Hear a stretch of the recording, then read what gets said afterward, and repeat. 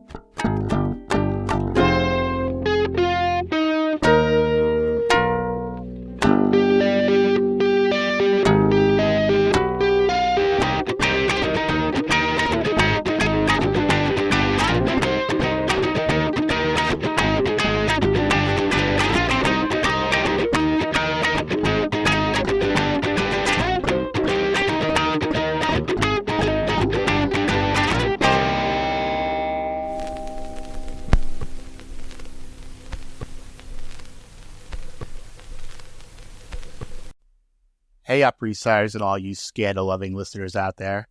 You just tuned into the non-judging breakfast pod, where the coffee is strong, the waffles are fresh, and the gossip is hotter than ever. My name is Leif, and I'm your seasoned Gossip Girl veteran. And I'm Steve. I'm the newbie, the greenhorn, I don't know, what do you call the new kid on the block in Gossip Girl terms, Leif? I think that they would label you as a project, type of girl has the potential to be a Blair. Yeah, well, find me a man to host my first Upper East Side party, and let's get started. Sounds good. So here's the deal, folks. Leif has been a fan of Gossip Girl since it first aired, and I'm diving in for the first time. And together, we're your dynamic duo, bringing you all the drama, romance, and sometimes questionable fashion choices from this iconic 2007 series. That's right. Each week, we're going to take a deep dive, looking at all the obscure references, parallels, and of course, the couture catastrophes, one episode at a time. And since we are all about inclusivity here at the Non-Judging Breakfast Pod, there's always room for you at the Non-Judging Breakfast table. So, grab your coffee or a mimosa, maybe celebrate yesterday's holiday with some of Nate and Chuck's special medicine, and let's get started on this show. We are going to be talking about Season 1, Episode 16, titled All About My Brother. Original air date was May 5th, 2008. Did you get the reference? I did not get the reference. So I have not seen this movie, but now having looked it up, I am probably going to go watch it later today because it sounds absolutely insane. It is a Spanish movie. It won several awards at Cannes, including Best Film and Best Director. But it stars a single woman. The only known actress that at least for me, that I recognize was Penelope Cruz, but she's like the fifth star, so she's fifth listed on it. So, but yeah, it's a single woman who is a supervisor at a organ donation type of thing. I'm in. And her son is in love with some actress, and he's like trying to chase her down and get an autograph, and gets hit by a car, and he dies. And then so the mom decides she's going to go track down the father, who she never told her son about, because apparently the father is a transgender woman named Lola. And so and then along the way, she makes friends with another transgender woman who's a sex worker, and then also a nun at a battered women's shelter who apparently is HIV positive and pregnant with Lola's child as well. And yeah, so I'm going to go check this movie out, I think. I'm in. Sounds interesting. It is Spanish, but it is called All About My Mother and came out in 1999. But now we're going to talk about All About My Brother. The Television Without Pity Bayless recap reads, G threatens to spill S's deep dark shit. B and Little J use Gossip Girl to spread scandalous rumors about each other. And Lonely Boy catches Asher in the act. It's funny because it's not really accurate. Little J doesn't use Gossip Girl to spread scandalous rumors about Blair. She uses Gossip Girl to spread scandalous rumors about Jenny. Jenny uses Gossip Girl to spread rumors about herself. Well, no. So at the beginning, like before the episode, and like right at the beginning, the Gossip Girl monologue talks about like, the war between the two of them. Yes, exactly. Yeah, and Jenny's sewing labels into things at the Gap, and and then Blair's like hooking up with some bartender or something. Yeah. Eric is Gossip Girl. Yeah. Yeah, I forgot that we do get that, especially that rundown with Eric and Serena. Yeah. This episode was written by Paul Scariato, first-time Gossip Girl writer, but and this is his only episode of Gossip Girl, but he is a pro CW writer, working on Jane the Virgin, 90210 Reboot, and other stuff on the CW. And then it was directed by Janice Cook. This is the first of her 5 Gossip Girl episodes, but also a ton of other TV, One Tree Hill, Charmed, Dawson's Creek, etc. Yeah, and I right before we started, I said, how much of a turnover was there during the writer's strike? And I don't think that there's a way to really know that. There might be a way of diving deep enough to really find that out. But these episodes since the writer's strike which is the second one. Isn't it the third? Because there's the one without Georgina and then the 2 with Georgina. Yeah, you're right. Yeah. And you know, the one without, the first one without her was a good episode. But the writing in general, there's so much of it just feels forced, and it doesn't have the same intelligence behind the characters a lot of the time, you know? Let's go ahead and get into the episode. The Gossip Girl opening monologue. Spotted. Jenny Humphrey waiting in the Met Fountain, fishing for change. Blair Waldorf seen dallying with an off-duty doorman at the Blarney Stone on a Monday night. It looks like a battle between Queen Bee and Little J has moved from the streets to the blogs. Who's sending this debasing a dish? I have a feeling. As we mentioned they're going back and forth with the Gossip Girl. Yeah. Obviously just telling lies. And Gossip Girl, through the episode, kind of, she's not too happy about this. Right. They even mentioned that she's lost credibility. The Gossip Girl is losing credibility, and Gossip Girl is not happy about it. This is the most we see Gossip Girl as a character. Yeah, I feel that until now there was a lot of background, but this is the first time that Gossip Girl was really like a character on the show. Mm-hmm. Gossip Girl monologues as Jenny and Blair face off at the top of the Met steps. Jenny is hosting a party with Asher, and Blair isn't invited. Lines have been drawn. Sides have been chosen. Yeah, and now Blair's nemesis from last week is a part of the group. Mm-hmm. She's sort of in the background, and you have these sort of very unclear lines drawn, these battle lines between the Blairites and the Little Jays. Yeah. And there's definitely 2 sides. You see 2 factions within the bigger faction. Yeah, but zero loyalty. Yeah. Like they're ready to jump sides at any time. At any given moment. Yeah. And like they'll switch sides like in the moment, right? You know, it's And Rufus calls Jenny while looking at the Evite to her party.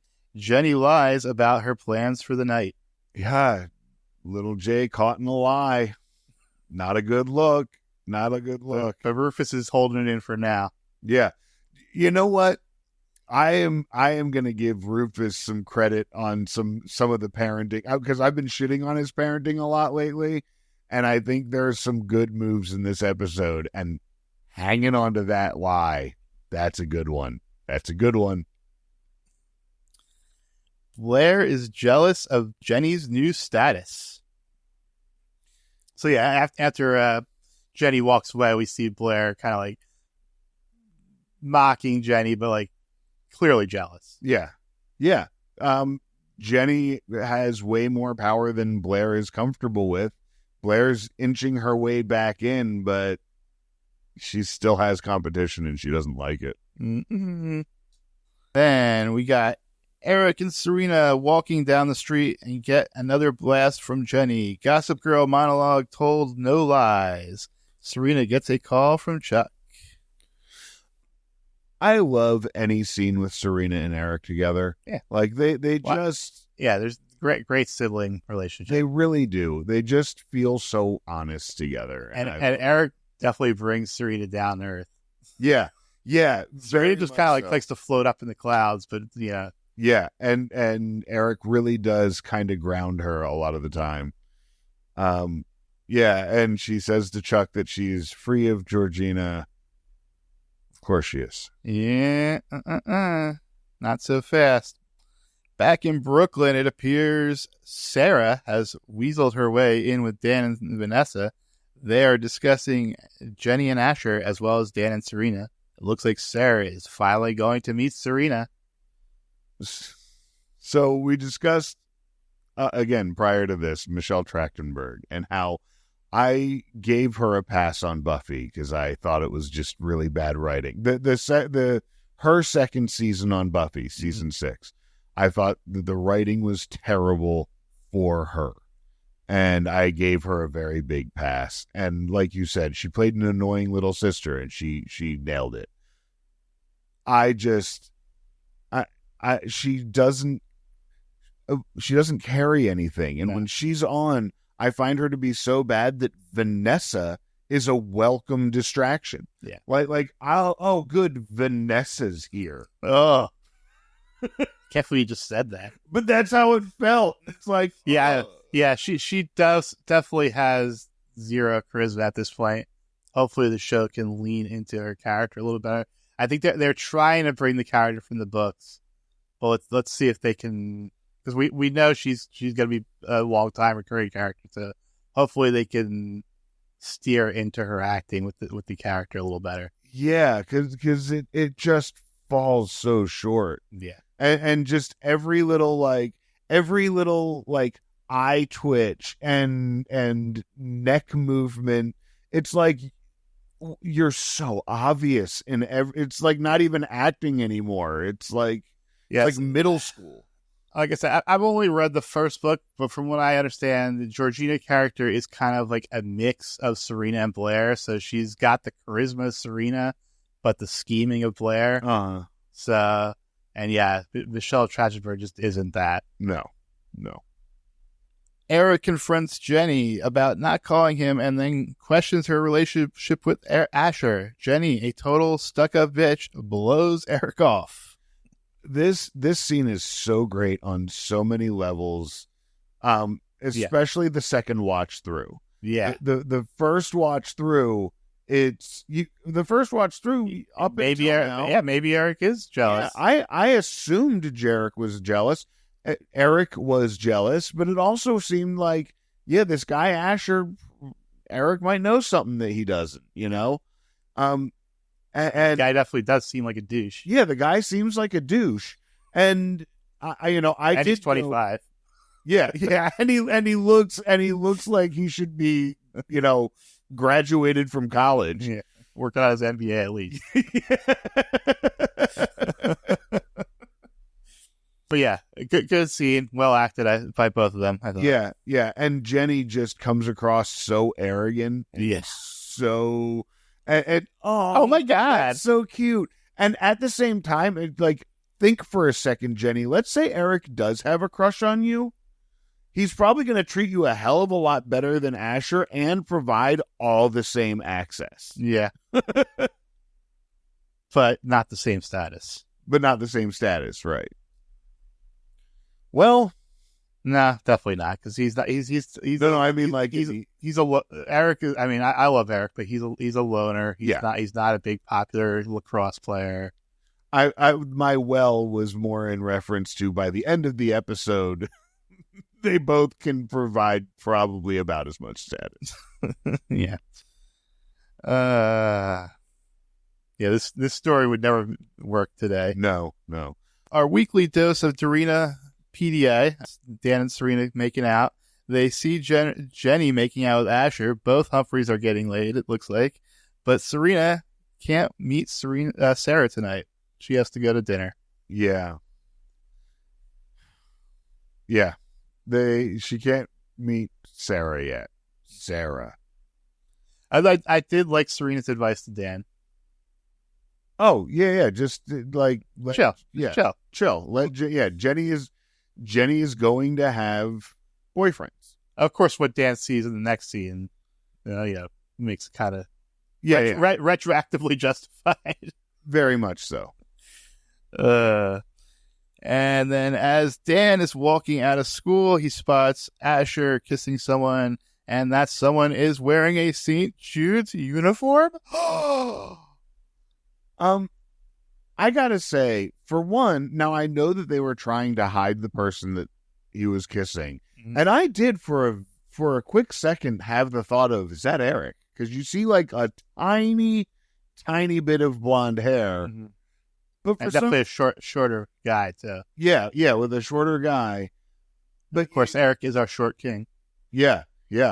But you don't really see the kiss, I feel like they could have done more. It was almost like he had his back to someone. It could have been a lot of other things. Yeah.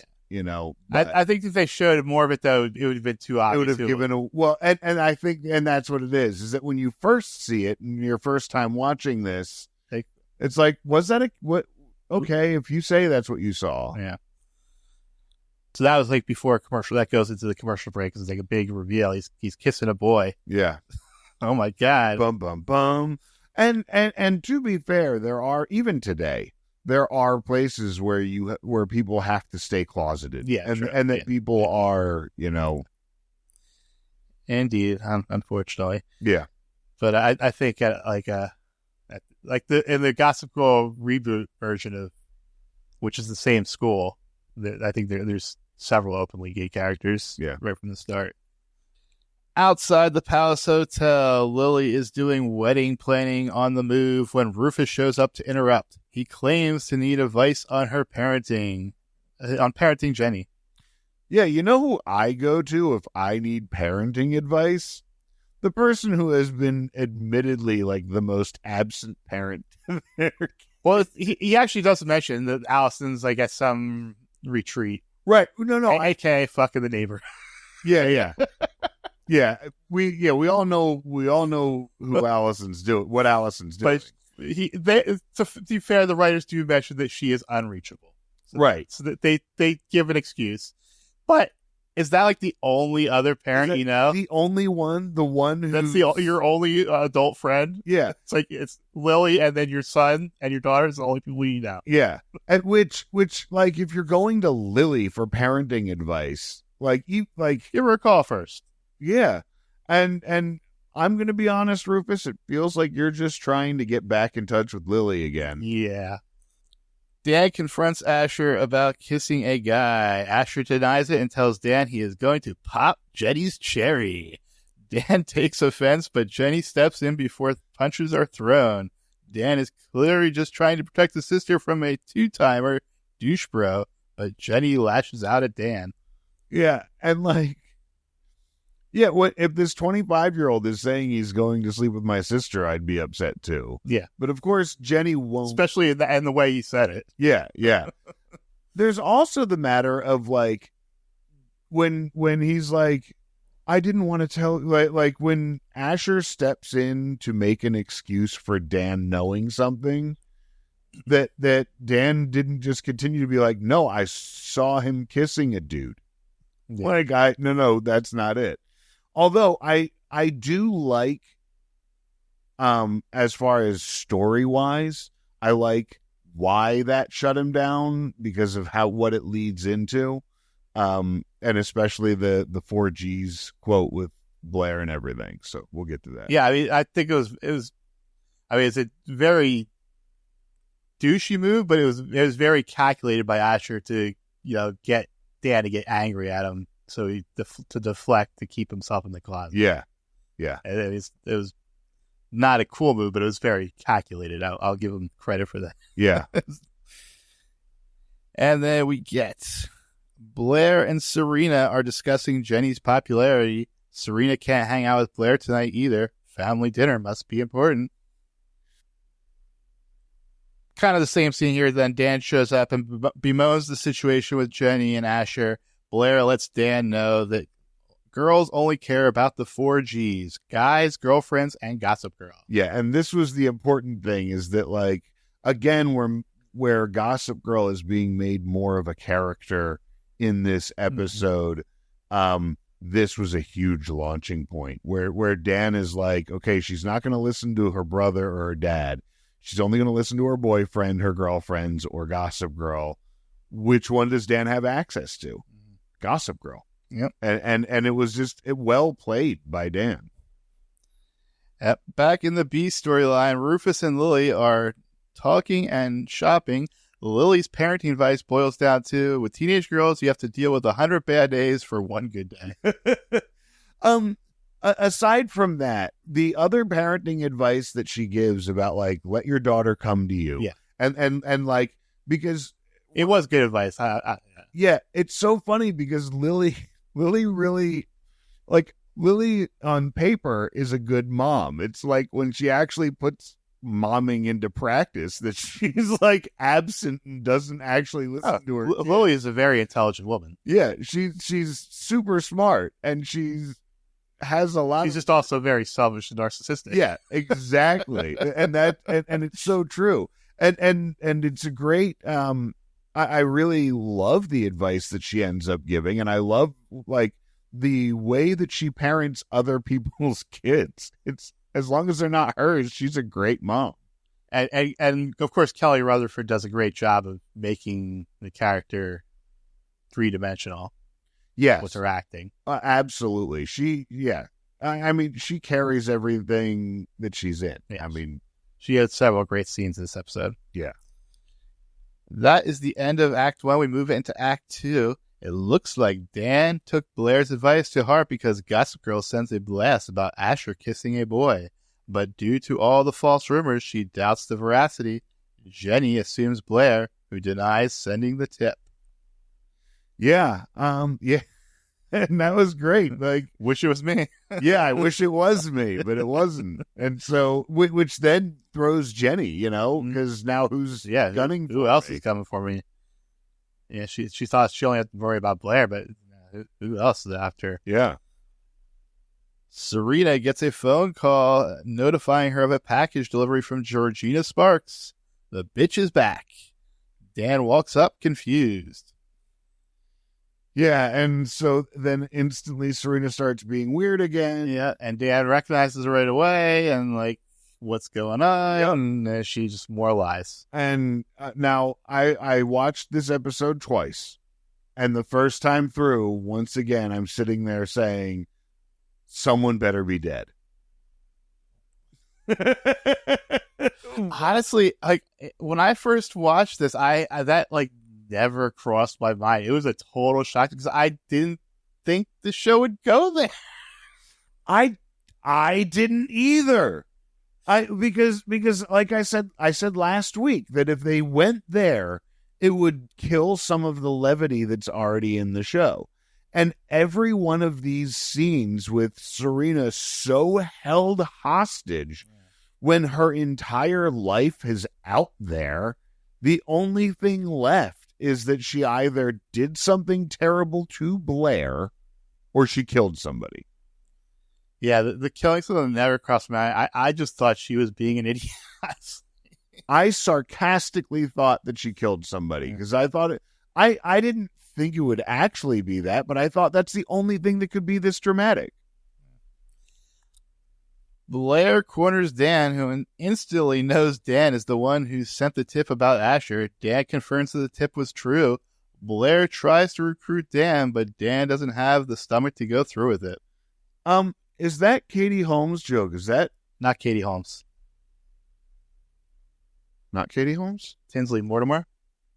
No, she says She says, you don't want her to end up like another Katie Holmes situation. Oh, yeah, okay. Is that insinuating that Tom Cruise is gay? I think so. Yeah, that was kind of what I was getting when the vibe I got from it. I thought that was a weird jab. More chemistry though between Dan and Blair though. The hand on the chest there like pushes them into the corner. Yeah, Blair is starting to see what Serena has. Yeah. But I also want to make so she also makes a joke about Tinsley Mortimer. Like, it compares Gossip Girl's credibility to Tinsley Mortimer after several martinis. Now, Tinsley Mortimer is a celebrity in the fashion world. And funny enough, she does make a cameo as herself in the second season premiere. So she didn't mind that joke about her. Yeah. Hey. You know, I feel like you can't in on a grand scale of things, you know? Mm-hmm. Back from the commercial break, Rufus sees Lily in her wedding dress and hubba. Sparks are flying between these two, despite Lily being engaged to Bart. Yeah, why? Why did you take Rufus with you to try on your wedding dress? I didn't think. Are you fucking kidding me? Now, again, her acting in this scene is amazing. Yes. That look that she has when she turns her back and you see them both in the mirror, it's shot beautifully. I meant to say this in the beginning when I was shitting on the writing, but the directing in this, the director got amazing performances out of the actors. Yes, and as I mentioned, the writer, this is their only episode. The director did come back for 4 more. Yeah. So yeah. But this was a great.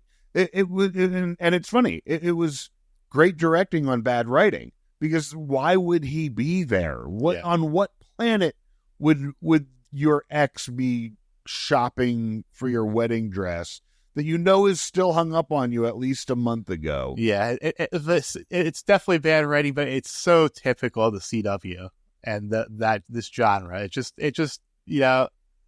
fair drama, because you know this couple's supposed to be together, so of course he's gonna see her in the wedding dress. Yeah, and see how beautiful she is. Because of course Kelly Rutherford is a very beautiful woman.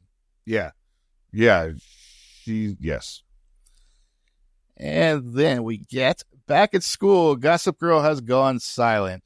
Jenny tells her friends Asher went to the third base. Uh-oh, Jenny. Now we're telling sex lies. To your friends. Your friends. You're now telling them what, yeah. I liked, I think it was Hazel. Good for you, little Jay. Make him work for it. Yeah. Because at first they thought like she gave him a hand job or something. Yeah.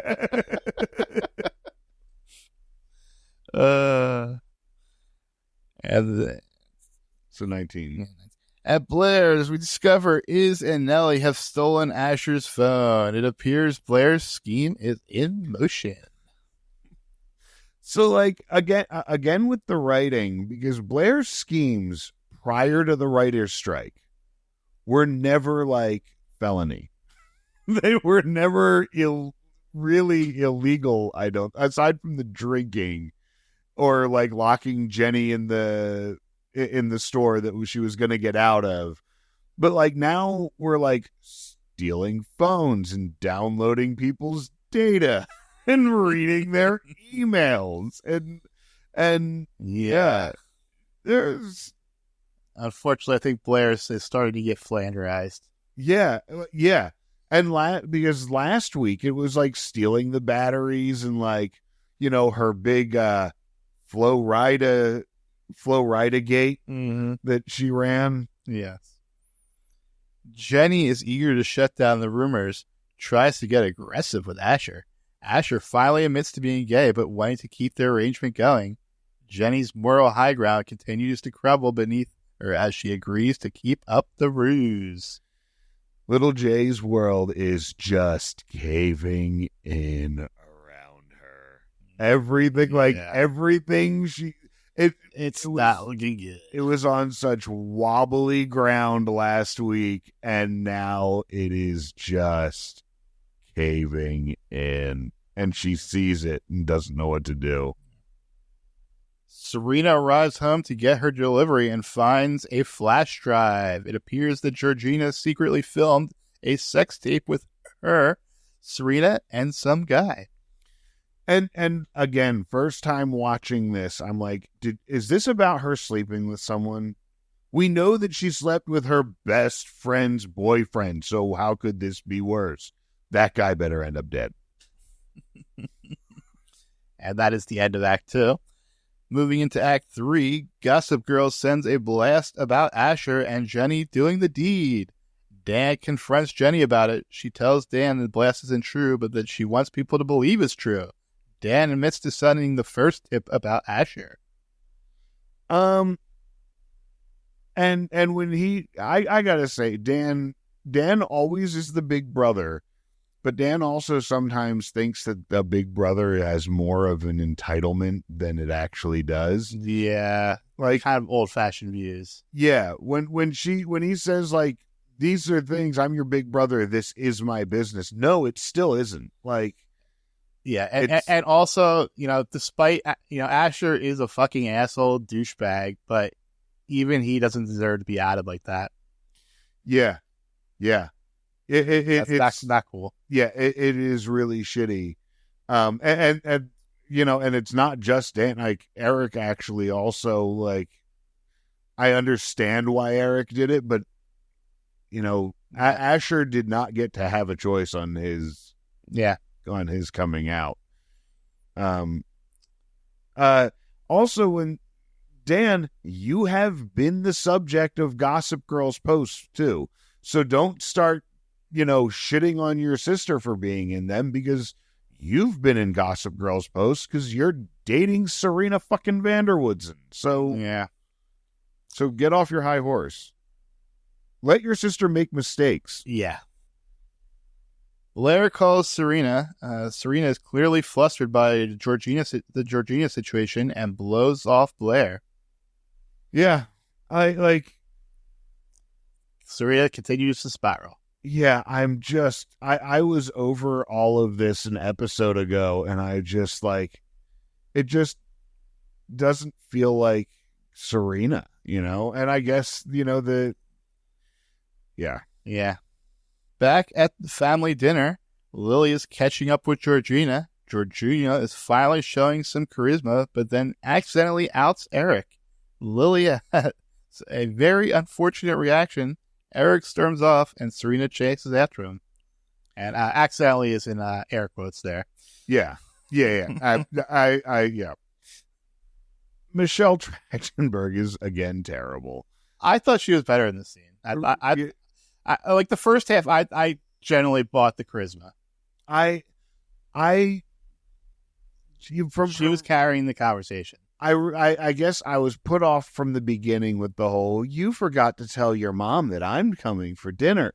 She always uses this, it's sort of like someone said, be charismatic, and she's just going with that note, and it's not something you can just do. And of course, Lily's reaction, it's another piece of her acting chops that is such an honest reaction. And no one wants their mom to react the way that Lily reacted. Yeah.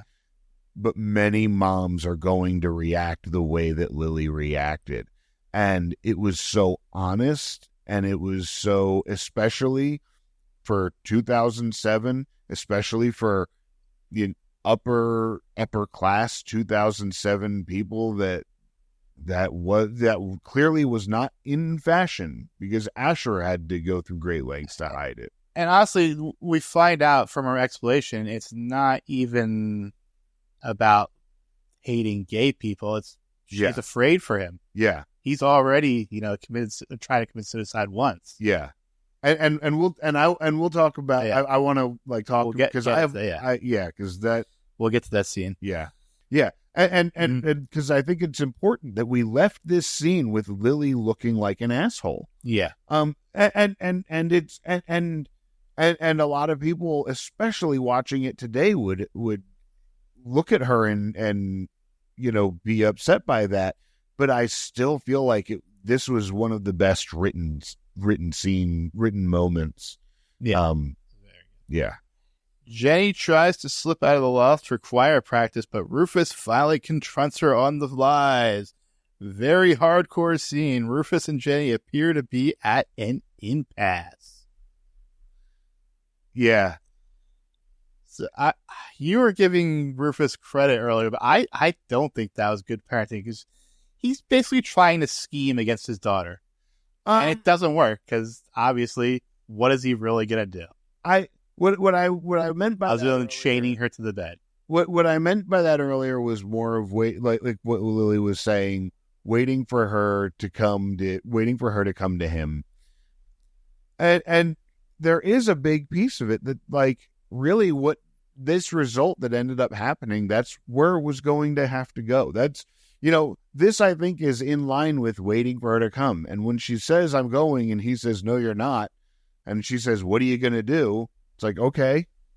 And I do really like what he says when he's like, you already lost my trust. You want to lose my respect. And like, to that 15-year-old, when she hears it, she's going to be mad and storm off, but it's going to resonate with her later on. And it does, So I actually still kind of side with his decisions of, I get what you're saying about him scheming. I don't feel like my kids lie to me, because I don't feel like we have a relationship where they ever have to. Mm. We don't have, they don't get grounded. They don't, and I'm also a lot of times the parent away from the parent, but I do believe in letting your kids make mistakes. Your kids have to make their own mistakes, and being there for them when they make them and pick them up. And I kind of saw it in that vein, that he was watching her make these mistakes so that he could be the person that loves her when she fucks up. But she had to fuck up. Well, I mean, that's what it came to at the end, but he tried to, like, confront her, and, he basically lied to respond to her lie by scheming against her. That's fair. And yeah, and then just like try to confront her on it, and then I don't think it worked out for him. That's fair. Serena tries to comfort Eric, but he was already been getting advice from Chuck. Eric reveals that he was the one who was kissing Asher. Serena is a great sister. I love Chuck looking out for Eric. I love that, this thing happens and Eric turns to Chuck. And despite the issues with Chuck, I do like that Chuck has been a good big brother to Eric. And again, we see Chuck and Nate not in the episode, but they are making sure Chuck is still felt in the episode, but nothing for Nate. Nothing for Nate, no. But Chuck has felt, there's the phone call earlier, and then this phone call here. But yeah, like, once again, Chuck's presence. Mm-hmm. Finally, at the party, wealth really does buy a life of excess. Drinks are flowing as Paralyzer by Finger 11 provides ambiance. Pretty extravagant high school party. Yeah, yeah. Jenny's first Upper East Side party seems to be quite a hit. Yeah. Until it is not a party until someone crashes it, and this party is being crashed by none other than Blair Waldorf herself. I love the line, the most important parties to attend are the ones you're not invited to. Blair just walks in looking fucking fabulous and just walks in, owns the party, and everyone gasps. Mm-hmm. She lays down that line and then goes to find the host. Amazing. We get a commercial break, and then we come back. Serena unexpectedly shows up to see Dan at the cafe, and finally gets to meet Sarah, who, of course, we all know is actually Georgina. Yeah. And yeah, it's so it is. Yeah. And very soapy. So obvious and so being weird. Like if I was Dan and Vanessa watching this person be like, "Hi, Serena, I'm Sarah, and I have this thing that I want to watch. Yeah, it's really bad. Do you want to watch it too?" You're being weird. Like, how does no one, like, this person's weird. Yeah, I think that's why they limited the scenes. The Vanessa, Sarah, Dan friendship was developed off screen for a reason. Yeah. Because they didn't want everyone to get too attached to Vanessa. Because she's more likable when Georgina's on. When Dan and Vanessa step away, Georgina threatens to show Dan the sex tape. It appears that Serena is able to buy Georgina's silence for a bit longer by, continuing to hang out with her. Yeah. Yeah. She's holding her hostage to hang out. Because something's on that tape. Whatever happens after that sex scene, she just got... okay. What do we think Georgina's motivations are? I mean, that's the thing, is that, like... Is she in love with her? Or blackmailing her to blackmail her? Or does she just want to hang out? Like, she just wants to be her friend? Yeah, that's what she seems to want. Like, I want to hang out, and the only way you'll hang out with me is if I blackmail you. Yeah. And yeah. Weird writing. Yeah, really weird. Back at the party, the Ting Tings are playing as Jenny is awkwardly lying to her friends about losing her virginity with Asher, but the conversation is interrupted when one of Jenny's minions informs her that Blair is crashing. Huh. She gets... That bitch. She gets so whiny, Jay. Jenny just gets so whiny. And how dare she? How dare she? And she's just... like her little... like she didn't crash 5 parties already. Yeah exactly, like she hasn't crashed. Yes. And but again, I think Taylor just nails the 15-year-old little brat. Oh yeah, she killed the acting. Yeah. Blair confronts Asher. She tries to push Asher into outing himself because she doesn't want to out Eric. However, Eric steps in and tells all the tea. Asher uses a not-so-nice slur, and Eric gives Blair the go-ahead to send an email to Gossip Girl. Yeah, and now we're once again, like, in the realm of television and plot and storytelling. I get what Eric did. It's grimy to out someone like that. And yes, this guy was being a total douchebag, and yes, Blair had the proof right there and didn't want to out Eric. This guy was an asshole, and if Jenny wants to pretend to be his boyfriend, then that really should, or be his girlfriend, then that's really up to her. Yeah. And I get. No, I mean, Eric didn't actually out him. He just gave the go. He just gave the go ahead to out him. Like, don't protect him on my sake. Yeah. Yeah. Right. And I mean, you're also now dealing, you don't know what this guy's family situation is. You don't know that this guy may not now be completely cut off. Yeah. And sent to a conversion camp. Yeah. I mean, definitely for 25 more bad on Blair than on Eric, I think. I mean, Eric definitely, in the moment, I probably would have reacted exactly the same. And there is that. Like Eric is also... go fucking send that shit. Yeah, Eric is also hurt by this guy being an asshole and calling him a derogatory slur. Yeah. Eric had motive, and I'm not mad at Eric for it. I'm more just saying on a general purpose. Yeah, you shouldn't out people. Don't out people. Yeah. Agreed. But then we go to commercial break again, and then we come back. Lily has a phone conversation with Eric. She regrets her reaction, sexuality coming out. And yeah, this is a great scene again from Kelly Rutherford, and really opens up to Eric Vows. She's just afraid for him. And as the parent to a queer kid, I felt this scene. I mean, I got emotional watching this scene because it years before Bailey ever came out to me, a friend of mine said, "What would you do if your kid was gay?" And I said, "Love him." And I said, I what else can I do but love them? And they said, "So you wouldn't care if they're gay?" And my response was, I do care. I don't want them to.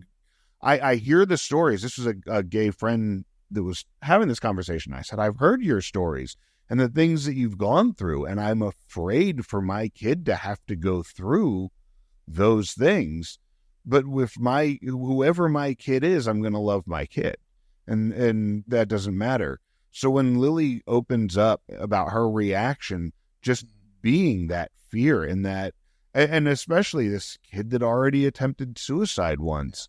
That it just really it definitely pulls the heartstrings so much. I sat there and I had to pause it and collect myself watching that scene because it really resonated with me. Jenny finally admits that she didn't sleep with Asher. It was one lie too many for the Mean Girls. It looks like Blair wins this round. Yeah, Blair won, but might not. She doesn't seem to feel too great about it. She feel that it seemed like a bittersweet victory. I don't know. Well, I mean, we get to one more scene coming up, but I think at the moment she was definitely happy. Oh, okay. Oh yeah, that is the scene I was thinking of. The reason I said that, I think that she really likes Jenny as a rival, and I think that Jenny bowing out had that's coming up. Okay, yeah, that's not happened yet. Yeah, so that would be the end of Act 3. So we move into the epilogue.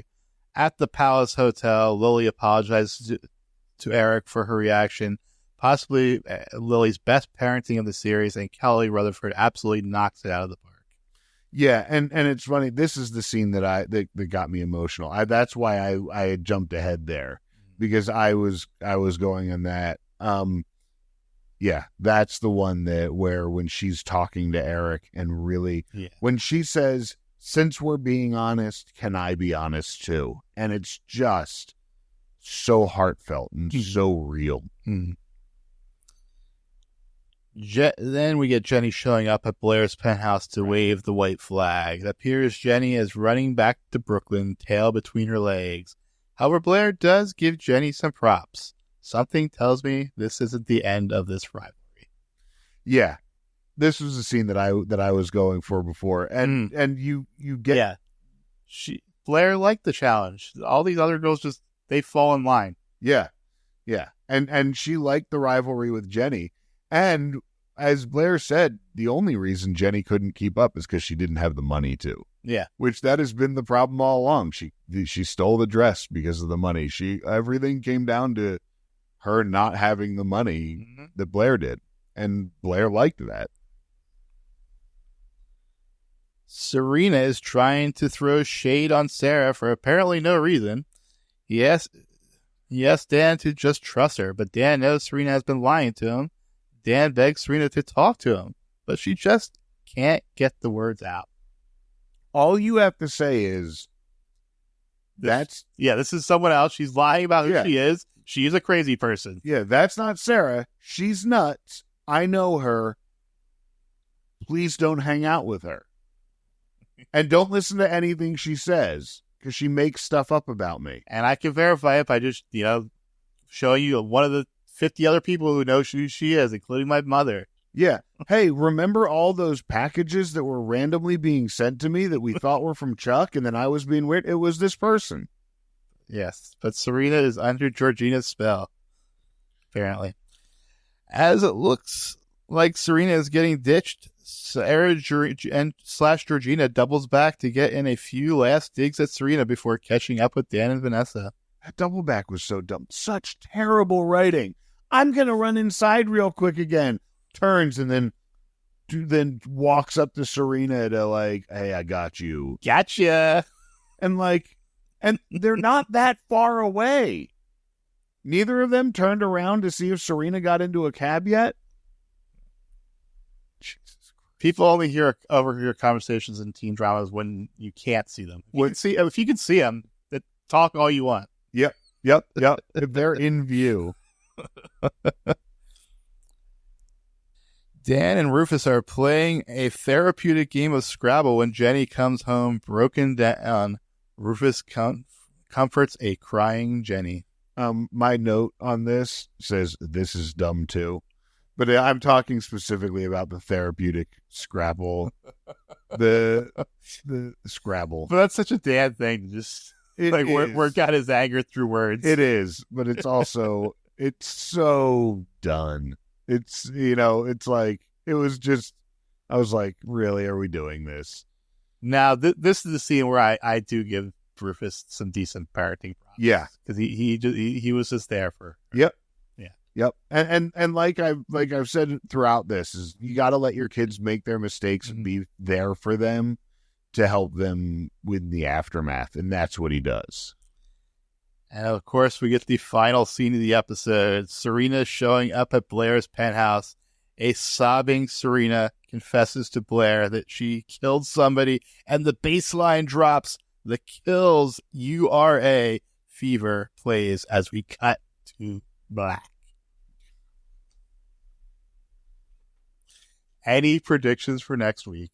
I mean, we're gonna find out a little more detail about how she killed this person, or if she killed them, because it just seems so like everything else for her to think that she killed someone. So are we assuming it's the guy on the tape, or is it someone else completely? My assumption was the guy on the tape, because Georgina says what happens immediately after.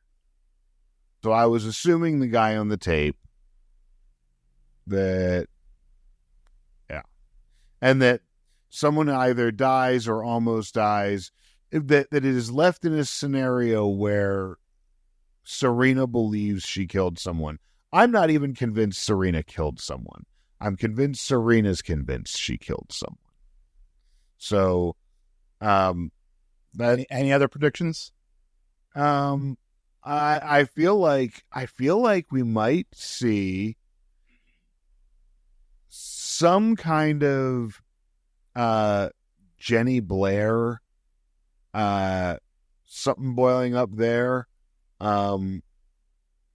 Maybe even something on a positive end with them, because I feel like their story now needs something new. Well, I mean, it seems like Jenny is gonna step back for a while. Yeah, it seems like she's gonna step back, but I don't think Blair necessarily wants that, is my point. But we are getting towards the end of the season. Right. So you got to think maybe that storyline is wrapped up. Oh, that's fair. Yeah. Yeah.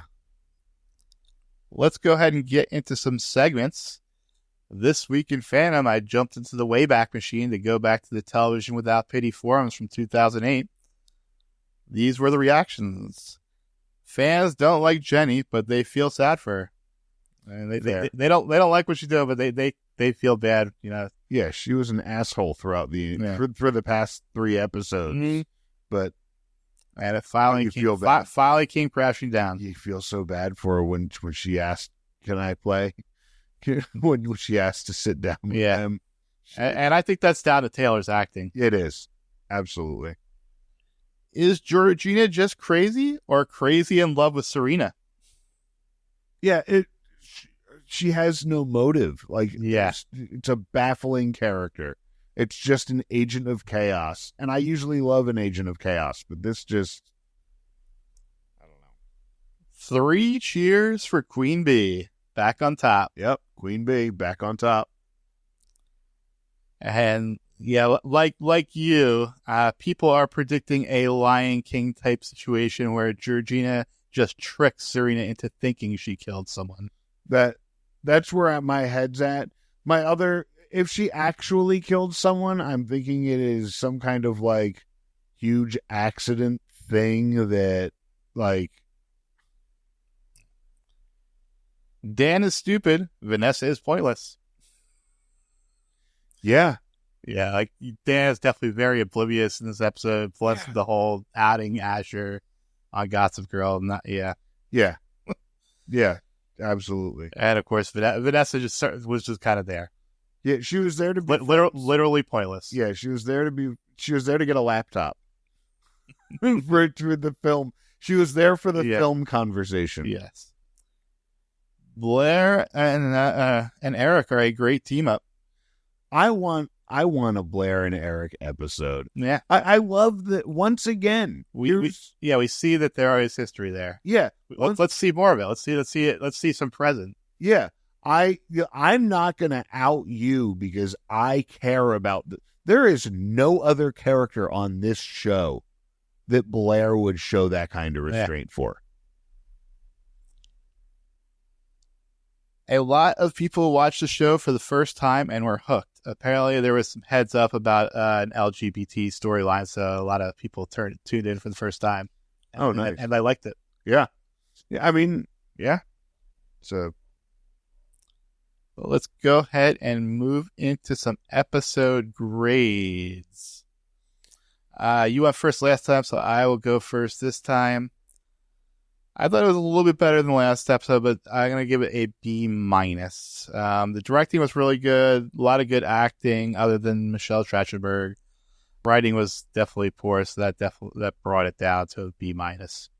Yeah, honestly, I'm the same, and for exactly all the same reasons. Bad writing, great directing, mostly great acting, except for one key actor being really terrible. So B-? Yeah, B-. Stock watch.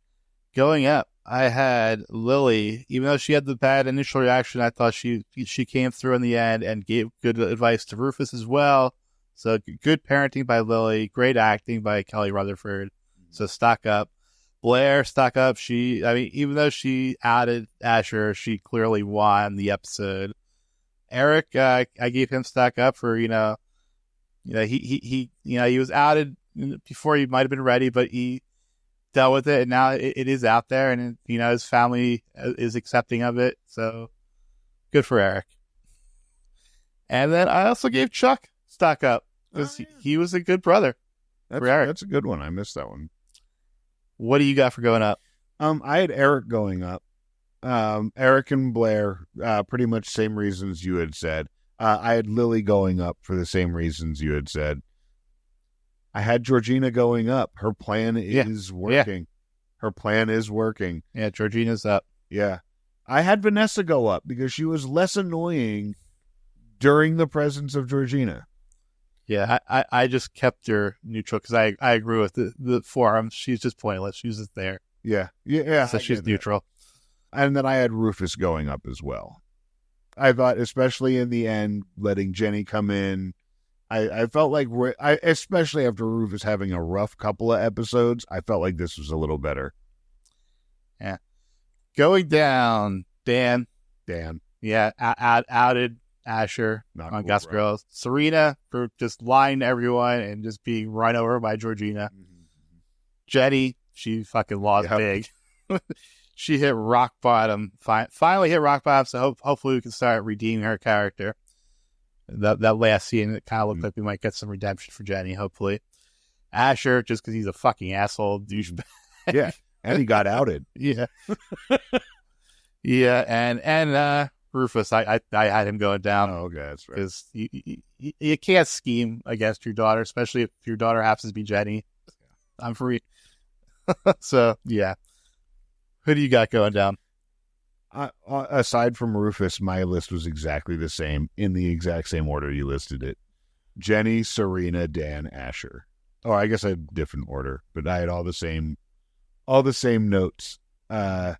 for pretty much all the same reasons. Dan outing Asher, Asher being a complete douchebag, Jenny crashing. Jenny, Jenny's stock is at its absolute lowest that it's been. So, yeah. Moving on to best outfit. Queen Bee takes it home with the fully incriminating black dress and matching headband. And she's got the diamond dangle earrings and the long strand of pearls with like the double loop. One loop was like a choker, like real tight, and the other loop just like went down. The fucking accessories tied that together. I had the same thing. I think this is the first time that we picked the same outfit, and it was the most obvious one. But goddamn, did she just look stunning in that? I will give honorable mention both to Nelly Yuki. I like the yellow dress with the bright blue glasses. I like the combo. And also Jenny's party dress was very stylish as well. Yeah. Plugs. I did watch the full season of Fallout. It is awesome. It is so good. So good. And it just feels like Fallout. Yeah. And it didn't. I could do a whole thing on. Yeah, I'm super excited for the teaser and the final scene. Oh my god, it's so yes, absolutely. And again, like the storytelling of that, where they really did like the way that they pulled the plot together, and there's so many things that weren't even explored yet.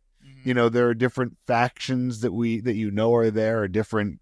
I don't know if you call them creature types. Like you haven't seen everything yet, so it just was. It felt like Fallout. The soundtrack is dead on. Oh yeah. You got anything to plug? I am on July 19th. I will be playing a show at Fat Lady Brewing. So come on out and enjoy some live music. It'll be a part of Love Fest. Check out my TikTok, Steve Marchand, Marchion. It doesn't sound how it's spelled. And you can pretty much find me on any of the other socials. All right. And if you want to follow the podcast, you can follow us on TikTok and Instagram at Non-Judging Breakfast Pod, and on the social media formerly known as Twitter at NJB Pod. We're also on Facebook. We got a Facebook group where you can take your own seat at the Non-Judging Breakfast table. Just search for Non-Judging Breakfast Pod. And if you want to send us an email, we'd love to hear from you. It's nonjudgingbreakfastpod@gmail.com. And we'd love to hear your thoughts and read what you have to say on air. Also, if you're listening to this episode, please like, follow, subscribe. And please tell a friend. Get other people to know what you think of the show, and share it with your friends so that we can grow this conversation. Yeah. We will be back in 2 weeks for our next episode, Season 1, Episode 17, Woman on the Verge. The Max episode preview reads, Serena falls back into old habits. Dan assumes the worst. Well, I mean, he should. Yeah. Because apparently it's the worst possible scenario. Yeah. So, yeah. Let's keep assuming, Dan. Yep. Well, until next time, you love us. XOXO. Take care.